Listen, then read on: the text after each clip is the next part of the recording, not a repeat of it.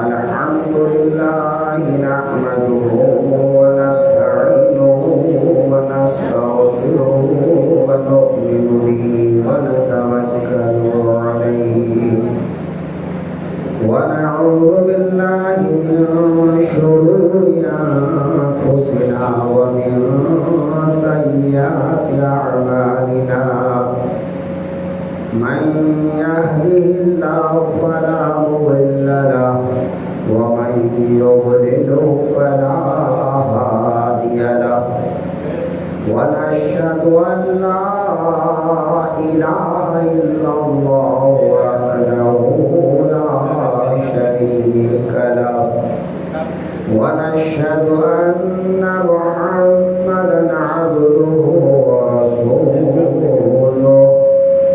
أما بعد فأعوذ بالله من الشيطان الرجيم بسم الله الرحمن الرحيم محمد رسول الله والذين معه أشداء على الكفار ورحماء بينهم صدق الله المولانا العظيم وصدق رسوله النبي الأمين المتين الكريم ونحن على ذلك لمن الشاهدين. عزیزان محترم، سب سے پہلے آقائے دو عالم نور مجسم نبی معظم شفیع دو عالم رسول مکرم حضرت محمد مصطفیٰ صلی اللہ علیہ وآلہ وسلم کی بارگاہ میں انتہائی عقیدت و محبت کے ساتھ درود پاک کا نذرانہ پیش کریں. اللہم صلی علی سیدنا مولانا محمد بارک وسلم صلاۃ دائما علیک یا رسول اللہ صلی اللہ علیہ وآلہ وسلم. آج ہماری گفتگو کا عنوان شیر خدا حیدر کرار حضرت مولا علی کرم اللہ وجہہ الکریم کی ذات اقدس ہے. حضرت مولا علی رضی اللہ عنہ ابو طالب کے بیٹے ہیں. ابو طالب حضور کے چچا ہیں اور حضرت عباس جو مسلمان ہوئے، حضرت حارث جو مسلمان ہوئے، تو آپ کے چچاؤں میں حضرت حمزہ وہ بھی مسلمان ہوئے. تو 12 چچاؤں میں سے کئی ایک چچا مسلمان ہوئے اور کئی ایک مسلمان نہیں بھی ہوئے. تو جو مسلمان ہوئے وہ تو صحابیت کے مقام پر فائز ہوئے. حضرت علی کے والد ابو طالب کے بارے میں اعلیٰ حضرت فاضل بریلوی کی تحقیق یہ ہے کہ وہ آخر وقت تک حضور کی خدمت کرتے رہے، ان کی حمایت کرتے رہے، لیکن انہوں نے اسلام قبول نہیں کی. یہ اعلیٰ حضرت کی تحقیق ہے. ہم لوگ اعلیٰ حضرت کو مانتے ہیں تو ان کی تحقیق پر یقین رکھتے ہیں. کئی دوسرے لوگوں نے کہا ہے کہ وہ ایمان لے آئے تھے. تو اگر کسی کے نزدیک دلیل سے یہ بات ثابت ہے تو وہ ایمان والا تصور کر سکتا ہے، لیکن ہمارے یہاں دلیل سے یہ بات ثابت ہے کہ وہ ایمان نہیں لائے تھے، وہ مسلمان نہیں ہوئے تھے. ہاں، انہوں نے حضور کے دادا عبد المطلب جب انتقال کیے تو حضور سرور کونین کو ابو طالب کی پرورش اور نگرانی میں دیے تھے۔ ابو طالب نے پوری زندگی حضور کی دیکھ بھال کی۔ جب مکہ میں حضور نے نبوت کا اعلان فرمایا، سارے لوگ مخالف ہو گئے، تب بھی ابو طالب حضور کی حمایت میں ڈٹ کر کھڑے رہے۔ اب یہ نصیب کی بات ہے۔ قرآن پاک میں آیا ہے اِنَّكَ لَا تَهْدِي مَنْ أَحْبَبْتَ، اے محبوب آپ اس کو ہدایت نہیں دے سکتے جس کو آپ محبوب رکھتے ہیں۔ ابو طالب کو مرتے وقت حضور نے کہا چچا ایک بار آپ کلمہ طیبہ پڑھ لیجئے، آپ کو بخشوانے کی ذمہ داری میری ہے۔ لیکن ان کی زبان سے جو آخری بات نکلی، وہ ابو جہل بھی وہاں بیٹھا تھا۔ اس نے کہا اے ابو طالب، کیا آپ اپنے باپ دادا کے دین سے پھر جائیں گے؟ تو ابو طالب نے کہا اگر مجھے عرب کی عورتوں کے طعنہ دینے کا خوف نہ ہوتا کہ ابو طالب دوزخ کے ڈر سے اپنے باپ دادا کا دین چھوڑ دیے تو میں اسلام قبول کر لیتا۔ آخری بات یہ کہی اور ان کی وفات ہو گئی۔ تو اس میں اعلیٰ حضرت اور بہت سے علماء مشائخ یہ کہتے ہیں کہ وہ کلمہ طیبہ ایک بار زبان سے نہیں پڑھے اس لیے وہ مومن نہیں ہیں، لیکن انہوں نے حضور کی بڑی خدمت کی۔ بچپن سے ان کو پالا پوسا، جب بڑے ہوئے تو ان کی نگرانی کیے، ان کی رائے مشورے میں ہمیشہ حضور کا ساتھ دیے، اور جب نبوت کا اعلان کیے لوگ مخالف ہو گئے تو یہ حمایت میں کھڑے ہو گئے۔ پھر ان کے ڈر سے کوئی حضور کو ستانے سے ڈرتے تھے، چھپ چھپا کر ستا لیتے، تکلیف دے لیتے، لیکن جہاں ابو طالب کھڑے ہو جاتے پھر کسی کی ہمت نہیں ہوتی۔ تو انہی کے بیٹے ہیں حضرت علی۔ حضرت علی جب چھوٹے تھے تو حضور نے ان کو گود لے لیا۔ آقائے دو عالم صلی اللہ علیہ وسلم نے ان کو گود لے لیا۔ چونکہ ابو طالب کے بہت بچے تھے تو تھوڑا بچوں کا بوجھ کم ہو، اور یہ کہ حضور کی پرورش ابو طالب نے کی تھی تو حضور نے چاہا کہ ان کا ایک بچہ میں پرورش کر کے دے دوں تاکہ وہ احسان بھی پورا ہو جائے۔ تو حضور حضرت علی کو اپنی پرورش میں لیے، اپنے ساتھ رکھتے، کھلاتے پلاتے سلاتے۔ اس لیے حضرت علی کے اندر وہ تمام عادتیں آ گئیں جو حضور کی عادتیں تھیں، کہ آدمی جس کے ساتھ پروان چڑھتا ہے ان کی عادتیں اپناتا ہے۔ تو حضرت علی کے اندر تمام خوبیاں حضور کی آ گئیں۔ جب آقائے دو عالم صلی اللہ علیہ وسلم نے نبوت کا اعلان فرمایا تو سب سے پہلے حضرت خدیجہ سے کہا۔ حضرت خدیجہ بلا چوچرا ایمان لے آئیں۔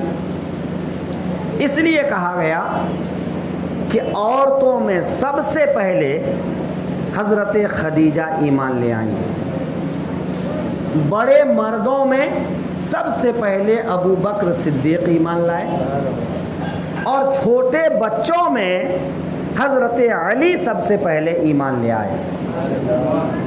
ان میں سے کون پہلے ایمان لائے، کون کس کے بعد ایمان لائے، یہ ذرا اختلاف ہے، لیکن اس اختلاف کو اس طرح ختم کیا جا سکتا ہے تو بچوں میں سب سے پہلے حضرت علی ایمان لے آئے. حضور کو ایک رات اور حضرت خدیجہ کو نماز پڑھتے دیکھے تو پوچھا کہ آپ لوگ یہ کیا کرتے ہیں؟ تو حضور سرور عالم صلی اللہ علیہ وسلم نے فرمایا، اے علی، یہ اللہ کا دین اسلام ہے، ہم ایک اللہ کی عبادت کرتے ہیں اور تم کو بھی میں اللہ کی طرف دعوت دیتا ہوں، تم بھی اس دین کو قبول کر لو، مسلمان ہو جاؤ اور ایک اللہ کی عبادت کرو. تو حضرت علی نے کہا ٹھیک ہے، میں اپنے والد سے اس بارے میں مشورہ کروں گا، اگر میرے والد اجازت دیے تو میں اسلام قبول کر لوں گا. لیکن اس وقت تک یہ بات عام کرنا حضور کو منظور نہیں تھا. تو حضور نے فرمایا سنو، اگر تم ابھی ایمان نہیں لاتے ہو تو ٹھیک، کوئی بات نہیں، لیکن یہ بات ظاہر مت کرو، کیونکہ اب تم ابو طالب کا بتاؤ گے، ابو طالب کسی اور کو بتائیں گے تو بات کھل جائے گی. اس لیے کیا کہا کہ تم اس بات کو اپنے تک رکھو، یہ بات ظاہر مت کرو. دوسرے دن صبح اللہ نے حضرت علی کا دل اسلام کے لیے کھول دیا اور کہا میں اسلام قبول کرتا ہوں، اور اسلام قبول کر کے وہ مسلمان ہو گئے. اس کی عمر ایک روایت میں 10 سال، ایک روایت میں 8 سال. اعلیٰ حضرت اس بارے میں لکھتے ہیں کہ 8-10 سال کی عمر تھی. انہوں نے سب روایت کو جمع کر دیا کہ 8-10 سال کے بچے تھے تب حضرت علی مسلمان ہوئے. حضرت علی رضی اللہ عنہ مسلمان ہوئے. پھر پوری زندگی انہوں نے رسول اللہ کی خدمت کی. حضرت علی کا ایمان ایک ایسی بات کا وعدہ تھا جس وعدہ کو نبھانے کے لیے حضرت علی کو کتنی مصیبتیں اٹھانی پڑی وہی جان سکتے ہیں. حضرت علی کا ایمان اس بات کا اقرار تھا، یا رسول اللہ اگر ضرورت پڑی تو اپنی جان کا نذرانہ دے دوں گا، ضرورت پڑی تو حسن و حسین کی قربانی دے دوں گا، ضرورت پڑی تو علی اکبر کی قربانی دے دوں گا، علی اصغر کی قربانی دے دوں گا، قاسم بن حسن کی قربانی دے دوں گا، عباس ابن علی کی قربانی دے دوں گا. اے میرے آقا، آج میں وعدہ کرتا ہوں کہ دین کی حمایت کے لیے ضرورت پڑی تو اپنے بھائیوں کو اس راہ میں قربان کروں گا، اپنے بیٹوں کو قربان کروں گا، اپنے پوتوں کو قربان کروں گا، اپنے نواسوں کو قربان کروں گا. اور آپ دیکھیں گے کہ کربلا میں خاندان بنی ہاشم سے 17 لوگ شہید ہوئے. 17 لوگ شہید ہوئے. ان میں حضرت امام حسین کے علاوہ بیٹے اور بھی حضرت علی کے اس جنگ میں شامل تھے. مشہور تو حضرت حسین اور حضرت عباس ہیں، لیکن 4 بیٹے حضرت علی کے اس جنگ میں شامل تھے. اس جنگ میں حضرت حسن کے بیٹے شامل تھے. مشہور حضرت قاسم ہیں کہ حضرت حسن کے بیٹے حضرت قاسم، لیکن بیٹے اس جنگ میں اور بھی شامل تھے. حضرت امام حسین کے 2 بیٹے اس میں شہید ہوئے. حضرت علی کے 2 نواسے، حضرت زینب کے 2 بیٹے، حضرت زینب حضرت علی کی بیٹی ہیں، 2 نواسے شہید ہوئے. حضرت عقیل کے بیٹے شہید ہوئے. حضرت مسلم شہید ہوئے. حضرت مسلم کے بیٹے شہید ہوئے. اگرچہ ان کی شہادت پہلے ہو چکی تھی کوفہ کے اندر، لیکن یہ سب واقعے کوفہ سے متعلق شہادتیں ہیں۔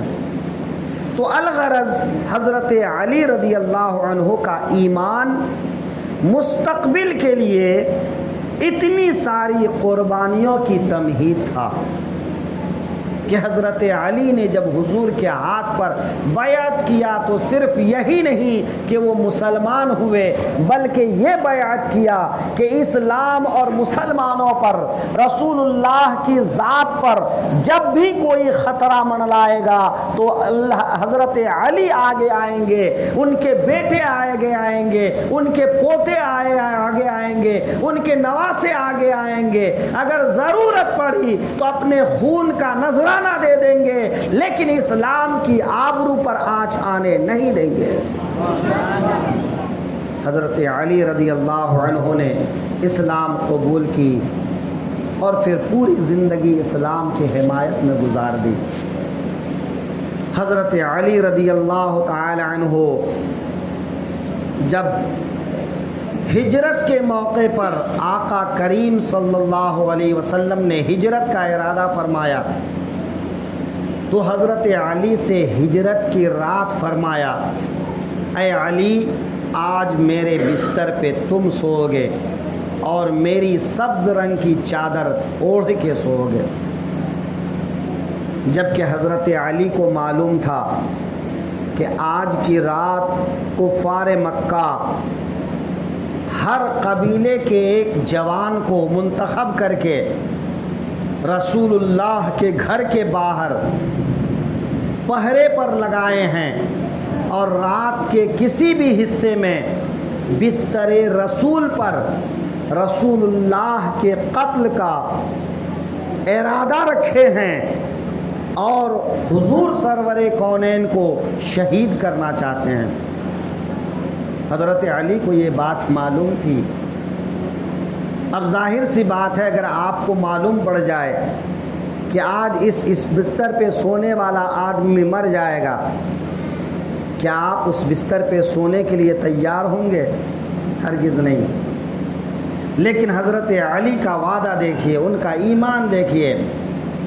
میرے آقا نے ارشاد فرمایا، اے علی میرے بستر پہ آج تم سو جاؤ اور میرے پاس مکے والوں کی جو امانتیں رکھی ہیں، یہ بھی عجیب دشمن تھے مکے والے، دشمنی کرتے تھے، مار پیٹ کرتے تھے، گالی گلوچ کرتے تھے، لیکن اپنے گھر کا قیمتی سامان رسول اللہ کے پاس امانت رکھتے تھے۔ کہتے تھے یہ ہمارا دشمن ہے، ان سے لڑائی جھگڑے سب کرتے تھے، لیکن قیمتی سامان جس کا اپنے گھر سے گم جانے، چوری ہو جانے، ہلاک ہونے کا ڈر ہوتا تھا، اس سامان کو اپنے دشمن کے پاس لے جا کر دیتے تھے کہ آپ اس کو امانت سے رکھیے۔ یہی ہے میرے رسول کی امانت داری کہ نبوت کے اعلان کرنے سے پہلے عرب نے مل کر کہا تھا، اے لوگو یہ آدمی امانت دار بھی ہے، یہ آدمی سچا بھی ہے۔ اور ان کی امانت کا حال یہ ہے کہ آج بھی مکہ والے جب دشمنی پر اتاولے ہیں تو حضور کے پاس اپنی امانت کے سامان رکھے ہوئے ہیں، کسی کا سونا ہے، کسی کی چاندی ہے، کسی کے اور کچھ ہیں، کسی کے اور کچھ ہیں، یعنی قیمتی سامان حضور کے پاس ان لوگوں نے امانت کے طور پر رکھا۔ حضرت علی سے فرمایا میرے بستر پہ سو جاؤ، یہ امانت کا سامان فلاں فلاں فلاں فلاں آدمی کا ہے، یہ سب سامان ان کے مالک تک پہنچا دینا اور تمہیں کچھ نہیں ہوگا۔ یہ سامان پہنچانے کے بعد میرے پاس مدینے میں آ جانا، بس یہ کہہ دینا اے علی تم کو کچھ نہیں ہوگا، تم سامان دے کر مدینے آ جانا۔ حضرت علی کو یقین ہو گیا کہ اب 1000 تلوار بھی اگر لوگ مجھ پر چلائیں تو میرا کچھ بگاڑ نہیں سکتے. ہزاروں دشمن اگر گھیرے میں لے رکھیں تو میرا کچھ نہیں ہوگا، کیونکہ وہ جانتے تھے کہ رسول اللہ کی زبان سے نکلی ہوئی بات اٹل ہے، وہ کبھی غلط نہیں ہوتی ہے. لہٰذا ان کو یقین ہو گیا کہ مجھے کچھ نہیں ہوگا، میں ہجرت کر کے مدینہ جاؤں گا، صحیح سلامت جاؤں گا. حضرت علی رضی اللہ عنہ اس بستر پہ سو گئے. بعد میں کسی نے پوچھا، اے علی، آپ کو معلوم تھا کہ آج رسول اللہ کا بستر قتل گاہ ہے، یعنی اس بستر پہ سونے والا آدمی قتل کیا جائے گا؟ وہ کانٹوں کا بستر تھا. کیا تم کو اس رات نیند آئی؟ کیا تم رات کو سو پائے؟ تو حضرت علی فرماتے ہیں، قسم خدا کی اس سے پہلے کبھی مجھے اتنی اچھی نیند آئی نہیں. اس رات سے اچھی نیند مجھے کبھی نہیں آئی، کیونکہ مجھے یقین تھا رسول اللہ کی زبان سے نکلی ہوئی بات پر کہ تمہیں کچھ نہیں ہوگا، تم صحیح سلامت مدینہ میرے پاس آ جاؤ گے. تو میں اس یقین کے ساتھ سو گیا کہ اب میرا کوئی بال باnkا نہیں کر سکتا. حضرت علی رضی اللہ عنہ سو گئے. آقائے دو عالم اپنے گھر سے نکلے، ایک مٹھی مٹی اٹھائے، اس میں سورہ یاسین کی کچھ آیتیں پڑھے اور کافروں کے اوپر چھڑک دیے. سارے کافر جتنے تھے، ایک مٹھی مٹی سب کافروں کے آنکھ میں پڑی اور وہ آنکھ ملتے رہ گئے اور رسول اللہ چلے گئے. بعد میں جب دیر ہو گئی، رسول پاک کا دروازہ کھلا پایا تو اندر گھسے.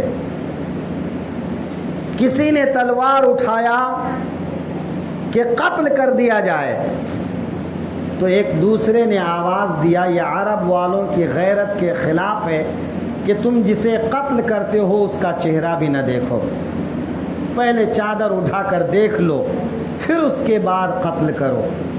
جب چادر کھینچا تو چادر کے نیچے رسول اللہ نہیں تھے، وہاں پر حضرت مولا علی تھے. اب حضرت مولا علی کو قتل کا کوئی فائدہ نہیں تھا، لہذا واپس گئے، محروم رہے. حضرت مولا علی 3 دن میں وہ سارا سامان ان کے مالکوں تک پہنچا دیے اور آپ مدینہ طیبہ کے لیے روانہ ہوئے. اور قبا نامی بستی میں حضرت کلثوم کے گھر رسول اللہ قیام فرمائے تھے، وہاں جا کر حضور کی بارگاہ میں حاضر ہو گئے. اس طرح حضرت علی رضی اللہ عنہ نے ایک بار ثابت کیا، یہ شہادت گہے الفت میں قدم رکھنا ہے، یہ شہادت گہے الفت میں قدم رکھنا ہے. لوگ آسان سمجھتے ہیں مسلمان ہونا، لوگ آسان سمجھتے ہیں مسلمان ہونا. مسلمان ہونا آسان ہے؟ اللہ کی بشارتیں یوں ہی مل جائے گی، اللہ کی نعمتیں یوں ہی مل جائے گی، اللہ کی رضا یوں ہی حاصل ہو جائے گی. اللہ فرماتا ہے وَلَنَبْلُوَنَّكُمْ بِشَيْءٍ مِّنَ الْخَوْفِ وَالْجُوعِ وَنَقْصٍ مِّنَ الْأَمْوَالِ وَالْأَنفُسِ وَالثَّمَرَاتِ. اے لوگو، ہم ضرور آزمائیں گے تم کو خوف سے، بھوک سے، اولاد سے، مال کی کمی سے، جان کی ہلاکت سے. ہم تم کو ڈرائیں گے، تمہیں آزمائیں گے، تمہیں ہم ٹٹولیں گے. پھر جو اس امتحان میں کامیاب ہوگا ان کے لیے بشارت دی، وَبَشِّرِ الصَّابِرِينَ، الذین اذا اصابتهم مصیبۃ قالوا انا للہ و انا الیہ راجعون، اور صبر کرنے والوں کو بشارت دیجئے کہ جو مصیبت کی گھڑی میں انا للہ و انا الیہ راجعون پڑھتے ہیں تو وہی لوگ فلاح پانے والے ہیں، وہی لوگ ہدایت پر ہیں۔ تو آج آدمی پریشان ہو جاتا ہے بات بات پر، تھوڑی سی پریشانی آئی کہ آدمی پریشان ہو جاتا ہے، سمجھ نہیں آتا وہ کیا کرے گا۔ لیکن ذرا غور تو کیجئے کہ اسلام جس کو نصیب ہو جاتا ہے، جو اسلام کی لذتوں سے آشنا ہو جاتا ہے، وہ پھر جان کی پرواہ نہیں کرتا، وہ مال کی پرواہ نہیں کرتا، وہ اولاد کی پرواہ نہیں کرتا، وہ رشتہ داروں کی پرواہ نہیں کرتا، وہ کسی چیز کا خوف نہیں کرتا ہے، وہ بے دھڑک اسلام کے راستے پہ چلتا رہتا ہے اور ساری مصیبتوں کو برداشت کرتے مسکراتے آگے نکل جاتا ہے۔ حضرت علی رضی اللہ تعالی عنہ مدینہ طیبہ میں آقائے دو عالم کی خدمت میں حاضر ہوئے۔ کچھ دن گزرے تھے کہ حضرت فاطمہ زہرا اب جوان ہو گئی، شادی کی عمر ہو گئی۔ حضرت صدیق اکبر نے چاہا کہ رسول اللہ سے رشتہ جوڑا جائے۔ ایک رشتہ پہلے سے موجود تھا کہ رسول اللہ کو اپنی بیٹی دے کر سسر ہونے کا رشتہ، اس کی فضیلت حاصل کر چکے تھے۔ سوچا ایک اور رشتہ ہو جائے، حضور کی خدمت میں پیغام بھیجا، یا رسول اللہ اگر فاطمہ کا نکاح مجھ سے کر دیا جائے تو میرے لیے یہ ذرہ نوازی ہو، باعث شرف ہو۔ حضور نے کوئی جواب نہیں دیا۔ حضرت عمر نے پیغام بھیجا، کوئی جواب نہیں دیا۔ حضرت عمر بھی اپنی ایک بیٹی حضور کی خدمت میں دے چکے تھے۔ جب یہ دونوں حضرات کو کوئی جواب نہیں ملا تو ان دونوں حضرات نے حضرت علی سے کہا، اے علی جاؤ فاطمہ کے لیے تم پیغام دو۔ حضرت علی رضی اللہ عنہ کہنے لگے، میرے پاس نہ گھر ہے، نہ مکان، نہ رہنے کا ٹھکانہ، نہ کھانے کا ٹھکانہ، ایسے میں کیسے حضور سے عرض کروں کہ میں آپ کی بیٹی سے نکاح چاہتا ہوں؟ کون ایسا کرے گا کہ اپنی بیٹی کا نکاح ایسے آدمی سے کر دے جس کے پاس رہنے کے لیے گھر نہ ہو، جس کے پاس کھانے کے لیے کوئی سامان نہ ہو، جس کے پاس کوئی دولت نہ ہو؟ لیکن سیدنا صدیق اکبر، عمر فاروق اور دوسرے صحابہ نے کہا نہیں، تم جاؤ۔ حضرت مولا علی ڈرتے ڈرتے حضور کی خدمت میں حاضر ہوئے اور کہنے لگے، حضور وہ انہوں نے بھیجا ہے۔ یہ بھی کہنے کی ہمت نہیں کہ حضور میں کس غرض سے آیا ہوں۔ کہا حضور وہ ان لوگوں نے بھیجا ہے۔ کہا فاطمہ کا ہاتھ مانگنے آئے ہو؟ ٹھیک ہے تیاری کرو۔ فاطمہ کا ہاتھ مانگنے آئے ہو، جاؤ تیاری کرو۔ حضرت علی رضی اللہ تعالی عنہ نے شادی کی تیاری کی۔ ایک صحابی نے اپنا مکان رہنے کو دے دیا۔ آقائے دو عالم صلی اللہ علیہ وسلم کی بیٹی سے حضرت مولا علی کی شادی ہو گئی۔ آقائے دو عالم کی بیٹی رخصت ہو کر حضرت علی کے گھر گئیں تو کچھ دیر کے بعد آقائے دو عالم تشریف لے گئے اور اپنی بیٹی سے کہا، بیٹی میرے خاندان میں جو سب سے اچھا لڑکا تھا میں نے تمہارا ہاتھ اس کے ہاتھ میں دیا، اے بیٹی علی کا خیال رکھنا، کبھی اسے تکلیف نہ پہنچانا۔ آقائے دو عالم نے ایک کٹورے میں پانی منگایا، کچھ پڑھ کے دم کیا اور وہ پانی حضرت فاطمہ کے چہرے اور جسم پہ چھڑکا، ایسے ہی حضرت علی کے چہرے اور جسم پہ چھڑکا اور دعا کی، یا اللہ ان دونوں کو شیطان کی تکلیف سے محفوظ، ضرر سے محفوظ فرما، ان کی اولاد کو شیطان کے ضرر سے محفوظ فرما۔ حضرت علی سے کہا میری بیٹی کا خیال رکھنا۔ آقائے دو عالم صلی اللہ علیہ وسلم نے دعائیں دی اور حضرت علی کے گھر سے اپنے دولت کدے پر تشریف لائے۔ حضرت مولا علی نے حضرت فاطمہ کے ساتھ ایک خوشحال زندگی گزاری، ایک اچھی زندگی گزاری۔ اللہ نے ان کو اولاد بھی عطا کی۔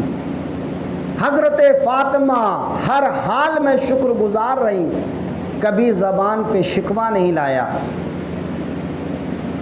آقائے دو عالم صلی اللہ علیہ وسلم کی شہزادی ہونے کے باوجود، جن کے لیے میرے آقا نے فرمایا میری بیٹی فاطمہ جنت کی حوروں کی طرح یہ دنیا کی ایک حور ہے، میری بیٹی دنیا کی عورتوں میں ایک حور ہے۔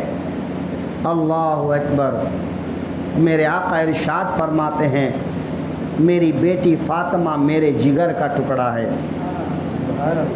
اپنے جگر کے ٹکڑے کو حضرت علی کو عطا فرمایا۔ اب ذرا سوچئے کہ حضرت علی کا مقام و مرتبہ کیا ہے۔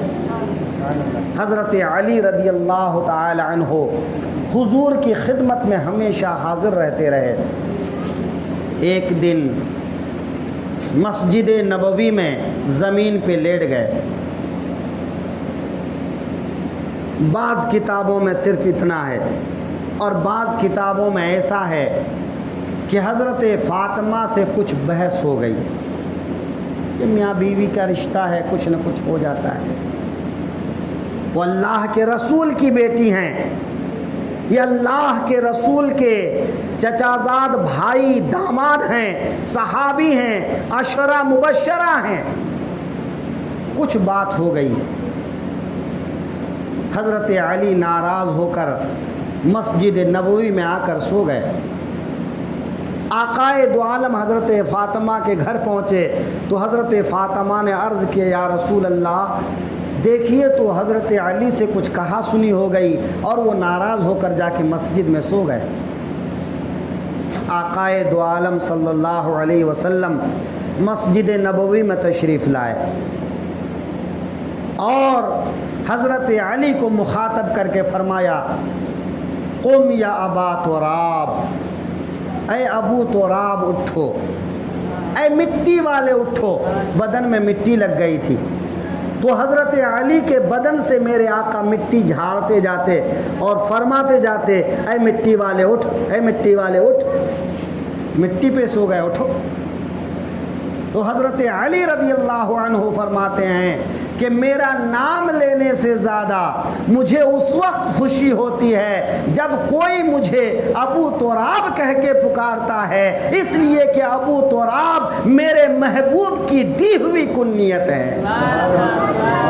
جب کوئی مجھے ابو تراب کہتا ہے تو مجھے رسول اللہ کی وہ محبت یاد آتی ہے کہ وہ میرے بدن سے مٹی جھاڑتے جاتے تھے اور کہتے جاتے تھے مٹی سے مٹی لگ گئی ہے، مٹی میں سو گئے ہو، اے مٹی والے اٹھو، اے مٹی والے اٹھو۔ تو حضور کا وہ میرے بدن سے مٹی جھاڑنا، حضور کا شفقت کرنا، حضور کا محبت کرنا، حضور کا مجھ پر اتنا احسان فرمانا مجھے یاد آتا ہے، اس لیے مجھے خوشی ہوتی ہے جب کوئی مجھے ابو تراب کہہ کے پکارتا ہے۔ حضرت مولا علی رضی اللہ تعالی عنہ آقائے دو عالم کی خدمت میں ہمیشہ یوں ہی حاضر رہتے۔ جنگ تبوک کو چھوڑ کر تمام جنگوں میں حضور کے ساتھ میں رہے۔ جنگ تبوک کے موقع پر حضرت مولا علی رضی اللہ عنہ کو حضور نے مدینے میں چھوڑا، اپنے گھر والوں بال بچوں کی نگرانی کے لیے چھوڑ دیا۔ اب جب حضور سرور کونین تبوک کے لیے روانہ ہونے لگے تو حضرت علی روتے ہوئے آئے کہ یا رسول اللہ، آپ سب کو لے کر جا رہے ہیں اور مجھے عورتوں بچوں میں چھوڑ کے جا رہے ہیں۔ اے میرے آقا، آپ لوگوں کو جنگ میں لے جا رہے ہیں اور مجھے عورتوں بچوں میں چھوڑے جا رہے ہیں۔ تو میرے آقا ارشاد فرماتے ہیں، علی کیا تم اس بات پر خوش نہیں کہ میری بارگاہ میں تیرا مرتبہ، تیرا رتبہ وہی ہے جو حضرت موسیٰ کی بارگاہ میں ان کے بھائی حضرت ہارون کا تھا؟ کہ جب حضرت ہارون کو انہوں نے بنی اسرائیل میں اپنا نائب مقرر کیا، اپنا نگراں مقرر کیا اور کوہ طور پر تشریف لے گئے، تو جب حضرت موسیٰ کوہ طور پر جا رہے تھے تو قوم بنی اسرائیل کو حضرت ہارون کی امانت میں دے کر گئے تھے، اور آج میں جنگ تبوک میں جا رہا ہوں تو اپنے گھر والوں کو تمہاری امانت میں دے کر جا رہا ہوں، تمہاری نگرانی میں دے کر جا رہا ہوں۔ اے علی، تیرا مقام میری بارگاہ میں وہی ہے جو حضرت ہارون کا مقام حضرت موسیٰ کی بارگاہ میں ہے۔ حضرت علی راضی ہو گئے، حضرت علی خوش ہو گئے۔ آقا کریم صلی اللہ تعالی علیہ وسلم نے ایک موقع پر مکہ شریف سے آنے والے صحابہ کرام کو مدینہ شریف کے رہنے والے صحابہ کرام کے ساتھ میں عقد مواخات یعنی بھائی چارگی کا ایک عقد قائم کیا۔ مکہ والے اپنا گھر، اپنے بیوی بچے، اپنے مال سب چھوڑ کے آ گئے تھے۔ جب وہ مدینے میں آئے تو خالی ہاتھ آ گئے تھے۔ ظاہر سی بات ہے کہ ان کی قربانی بہت بڑی قربانی تھی۔ دین کی خاطر اپنا گھر چھوڑ دینا، بال بچوں کو چھوڑ دینا، مال و منال کو چھوڑ دینا، سب کچھ چھوڑ کر کہیں اور جا کے بسیرا ڈال لینا، یہ بڑی بات ہے۔ مکے والوں نے ایسا ہی کیا، ہجرت کر کے مدینہ چلے گئے۔ ان کے پاس نہ رہنے کا ٹھکانہ، نہ کھانے کا ٹھکانہ، نہ ان کے پاس بال بچے، نہ مال و دولت، کچھ بھی نہیں۔ آقائے دو عالم نے مدینے کے صحابہ کو اکٹھا کیا اور فرمایا، اے مدینے والو، اپنے مکے والے بھائیوں میں سے ایک ایک بھائی کو لے جاؤ، اور نام لے لے کر فرمایا، اے فلاں فلاں تمہارا بھائی ہے، اے فلاں فلاں تمہارا بھائی ہے۔ ایک مکے والے کو لیتے، ایک مدینے والے کو لیتے اور فرماتے یہ تمہارا بھائی ہے۔ مدینے والے صحابہ، انصار صحابہ، ان کو جو انصار کہا گیا ہے، انصار کا مطلب کیا ہے؟ معین و مددگار۔ جو مدد صحابہ کرام کی، رسول پاک کی، انصار صحابہ نے کی ہے، اس کی مثال دنیا نہیں پیش کر سکتی ہے۔ بیعت عقبہ، بیعت عقبہ اولا، بیعت عقبہ ثانیہ، یہ تفصیل کا وقت نہیں ہے۔ ایک پہاڑ کی گھاٹی میں پہلی مرتبہ 12 لوگ، پھر دوسری مرتبہ 70 سے کچھ زائد لوگ مدینے سے جا کر حضور کے پاس مسلمان ہوئے اور کہا، حضور آپ ہمارے یہاں تشریف لے چلیے، مکے والے آپ کو بہت ستاتے ہیں، آپ ہمارے پاس مدینے چلیے۔ کہا مدینہ جاؤں گا، تم میری مدد کرو گے؟ کیا تم لوگ میری مدد کر لو گے؟ ان صحابہ نے وعدہ کہ یا رسول اللہ، اپنے خون کا آخری قطرہ دے دیں گے لیکن آپ کی مدد کریں گے۔ وہ جو بیعت عقبہ اولا، بیعت عقبہ ثانیہ میں صحابہ وعدہ کر چکے تھے، اس وعدہ کو مرتے دم تک صحابہ نے پورا کیا، انصار صحابہ نے پورا کیا۔ ایک ایک بھائی مہاجر صحابی کو لیے اپنے گھر گئے، اپنے گھر کے سارے سامان کو 2 حصے میں بانٹا اور کہا بھائی یہ حصہ تمہارا ہے۔ ذرا سوچئے کہ ایک अजनबी आदमी जिनसे कोई ताल्लुक़ नहीं, कोई रिश्तेदारी नहीं, सिर्फ इस्लाम का ताल्लुक़ है, ईमान का ताल्लुक़ है, रसूलुल्लाह की ग़ुलामी का ताल्लुक़ है। कहा मेरा आधा घर आपका, आधा माल आपका, आधी जायदाद आपकी, आधी ज़मीन आपकी। ये कितनी बड़ी कुर्बानी है। यहाँ तक आया है कि जिनके पास 2 बीवियाँ थीं, वो मुहाजिर सहाबा से कहते आप दोनों में जिसको पसंद करेंगे मैं उसको तलाक दे दूंगा, इद्दत के बाद उनसे निकाह कर लीजिए। इतनी बड़ी कुर्बानी अंसार सहाबा ने दी। इसलिए आका करीम अंसार से बड़ी मोहब्बत फरमाते थे और मुहाजिरीन सहाबा से फरमाते कि अंसार सहाबा की दिलजोई हमेशा करते रहना, उनके साथ अच्छा सलूक करना, उनके साथ नरमी से पेश आया करना। तमाम सहाबे किराम को किसी न किसी का भाई बना दिए। हज़रत मौला अली बचे रह गए, अब अकेले रह गए। हज़रत अली को मेरे आका ने किसी का भाई नहीं बनाया। हज़रत अली रोने लगे, रोते रोते हुजूर की बारगाह में आए, या रसूल अल्लाह आपने तमाम मुहाजिर सहाबा को, तमाम अंसार सहाबा के साथ किसी न किसी को भाई बना दिया, लेकिन मुझे आपने किसी का भाई नहीं बनाया। मेरे आका फरमाते हैं अली अंत अखी फी दुनिया वल आखिरा, ऐ अली तू दुनिया में भी मेरा भाई है और आखिरत में भी मेरा भाई है। नारे तकबीर, नारे रिसालत, नारे रिसालत, शहीदाने करबला, नारे तकबीर, नारे रिसालत। मेरे आका इरशाद फरमाते हैं अली और सहाबा दीगर सहाबा के भाई हैं, लेकिन तू मेरा भाई है। एक तो रिश्ते में चचाजाद भाई भी थे, दामाद भी थे, लेकिन उसके साथ एक जो इस्लामी रिश्ता है, मोहब्बत का रिश्ता है, उखुवत का रिश्ता है। मेरे आका ने इरशाद फरमाया कि अली तू मेरा भाई है, दुनिया में भी मेरा भाई है, आखिरत में भी मेरा भाई है। आकाए दो आलम सल्लल्लाहु अलैहि वसल्लम ने अपना आखिरी हज फरमाया। जब हज से लौटने लगे तो एक जगह आती है गदीर खुम, उस जगह पर मेरे आका सल्लल्लाहु अलैहि वसल्लम अपनी ऊँटनी पर सवार थे। आपने तमाम सहाबा से मुखातब होकर इरशाद फरमाया, ऐ मेरे सहाबियों सुनो, मन कुन्तु मौलाहु फ़अलियुल मौलाहु, मन कुन्तु मौलाहु फ़अलियुल मौलाहु। ऐ लोगो मैं जिसका मौला हूँ अली उसके मौला हैं। जो अली से मोहब्बत करे वो मुझसे मोहब्बत करे, और जो मुझसे मोहब्बत करे वो अल्लाह से मोहब्बत करे, और जो अल्लाह से मोहब्बत करे उसका बदला जन्नत है। और ऐ लोगो जो अली से दुश्मनी करेगा वो मुझसे दुश्मनी करेगा, जो मुझसे दुश्मनी करेगा वो अल्लाह से दुश्मनी करेगा, और जो अल्लाह से दुश्मनी करेगा उसका बदला जहन्नम है।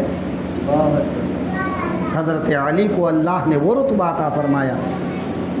एक दफ़ा हज़रत अली और हज़रत अबू बकर सिद्दीक़ दोनों जमा है एक मजलिस में। हज़रत अबू बकर ने कहा, अली आपको याद है भाई जब दो आदमी कभी किसी वाक़या में शामिल रहे तो कभी कभी इशारे किनारे में क्या करें, तुमको याद है क्या हुआ था, है ना भाई, ये गुफ्तगू का अंदाज़ है। तो हज़रत अबू बकर फरमाते हैं, ऐ अली क्या तुमको फ़लाँ मौके की फ़लाँ बात याद है? कहाँ याद है? कहा क्या फरमाया था मेरे नबी ने, मेरे आका ने क्या फरमाया था? तो हज़रत अली फरमाते आप ही कहिए क्या फरमाए थे, मेरे आका क्या फरमाए थे आप ही कहिए। तो हज़रत अबू बकर फरमाते हैं, ऐ अली उस दिन मेरे आका ने इरशाद फरमाया था कोई जन्नती उस वक्त तक जन्नत में नहीं जाएगा जब तक हज़रत अली उसको जन्नत में जाने की इजाज़त न दे दें। اے علی کوئی جنتی تب تک جنت میں نہیں جائے گا جب تک حضرت علی اس کو جنتی ہونے کا سرٹیفکیٹ نہ دے دیں، ان کو ٹکٹ نہ دے دیں، ان کو اجازت نہ دے دیں کہ یہ آدمی جنتی ہے، تب تک کوئی جنت میں نہیں جائے گا۔ حضرت علی مسکرانے لگے، کہا اے ابو بکر آپ نے آدھی بات بتائی، آدھی نہیں بتائی، اور میرے آقا نے کیا فرمایا تھا؟ کہا کیا فرمایا تھا آپ ہی بتائیے۔ تو اب حضرت علی فرماتے ہیں ہاں یہ سچ ہے کہ میرے آقا نے فرمایا اے علی جب تک تم کسی کو جنت میں جانے کی اجازت نہیں دو گے وہ جنت میں نہیں جائے گا، لیکن اے علی جنت میں جانے کی اجازت اسی کو دینا جو ابو بکر صدیق سے محبت کرے گا، جو صدیق اکبر کا محب ہوگا، جو صدیق اکبر سے محبت رکھے گا، جو ابو بکر سے عقیدت رکھے گا، جو حضرت ابو بکر کے ساتھ اچھا سلوک کرے گا، وہی انسان جنت کا حقدار ہوگا۔ ہم وہ اہل سنت ہیں جو حضرت صدیق کو بھی مانتے ہیں، حضرت علی کو بھی مانتے ہیں۔ آقا دو عالم صلی اللہ تعالی علیہ وسلم نے حضرت مولا علی رضی اللہ تعالی عنہ کو جو فضیلت جو عظمت عطا فرمائے ہیں اس کی مثال کہیں اور نہیں ملتی۔